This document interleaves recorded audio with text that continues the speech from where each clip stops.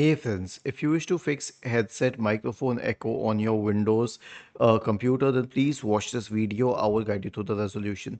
So the main two reasons are audio enhancements and a setting called listen to this device.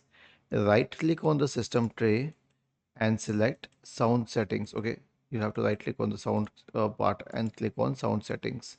Now scroll down and then select this option for more sound settings. Okay, now go to the recordings tab, right click on the microphone and then select properties. And then you can go to the listen tab and make sure that this checkbox is unchecked. It should be unchecked. Click on apply and then on OK to save the settings. And in playback, okay, if you have any headphones that have a feature for enhancements, make sure to select this option disable all enhancements, click on apply, OK, and then on OK. So this will solve the problem in most of the cases. If it does not, then just update your audio drivers. So search for device manager in the Windows search bar and open device manager. Now expand the list for audio inputs and outputs. Right click and update drivers for the first one.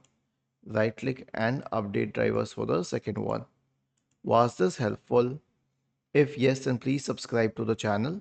If not, then let us know in the comment section of the video on how we could help you further.